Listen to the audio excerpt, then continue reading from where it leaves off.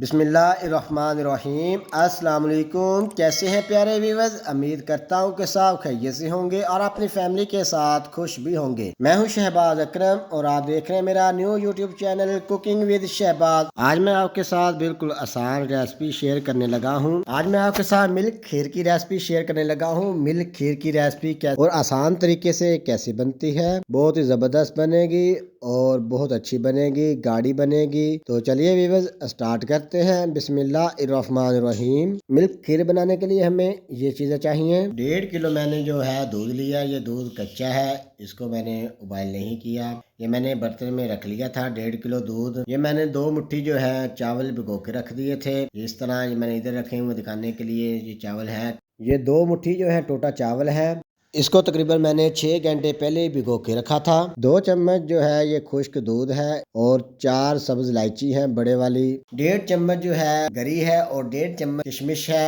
3 چمچ بھر کر چینی ہے۔ چینی آپ کم یا زیادہ بھی ڈال سکتے ہیں۔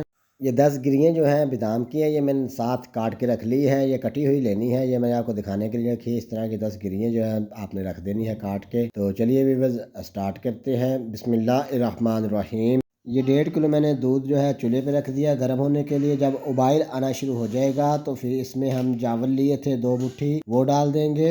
ابائل آنا شروع ہو چکا ہے، اس میں ہم نے یہ چاول لیے تھے 2 مٹھی بھر کے، یہ ڈال دیں گے۔ یہ میں نے کم از کم 6 گھنٹے ہو گئے بھگوئے ہوئے۔ یہ آپ نے کھیر پکانے سے پہلے کم از کم 6 سے 8 گھنٹے بھگو کے پہلے رکھ دینے ہیں۔ ٹوٹا چاول ڈالنے کے بعد یہ سبز الائچی 4 لیے میں نے، اس کے منہ کھول کے ہم ڈال دیں گے 4 سبز الائچی کا اس طریقے سے۔ سبز الائچی ڈالنے کے بعد اس کو تھوڑا تھوڑا چمچ چلاتے رہیں گے، تھوڑا سا چمچ چلانے کے بعد اس کے بعد 2 چمچ جو ہم نے یہ خشک دودھ لیا تھا یہ ڈال دیں گے۔ اس کے بعد 10 گرییں لی تھی کٹی ہوئی اس طریقے سے، اس میں سے آدھی ہم نے ابھی ڈال دینی ہے، آدھی بعد میں گارنش کے لیے رکھ دیں گے۔ اس کے بعد 3 چمچ بھر کے جو چینی لی تھی یہ ڈال دیں گے۔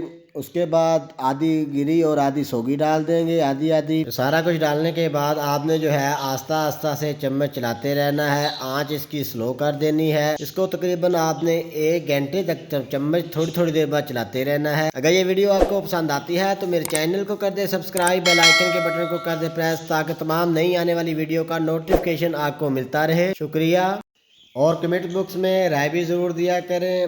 جب کھیر جو ہے اس کنڈیشن میں آ جائے تو آپ نے اس کو اس طرح طریقے سے مکس کر دینی ہے۔ مکس کرنے کے بعد آپ نے چولہا کر دینا ہے بند۔ اس کو گارنش کر کے تھوڑی دیر بعد آدھا گھنٹہ یا گھنٹے بعد آپ فریج میں رکھ دیں۔ جب ٹھنڈا ہو جائے ٹھنڈی کر کے کھیر کھائیں، بہت مزے کی ہوگی اور بہت ہی زبردست بنے گی۔ اور ملتے ہیں نیکسٹ ویڈیو میں، تب تک کے لیے اپنا اور اپنی فیملی کا بہت سارا خیال رکھیے گا اور مجھے دعاؤں میں یاد رکھیے گا۔ اللہ حافظ۔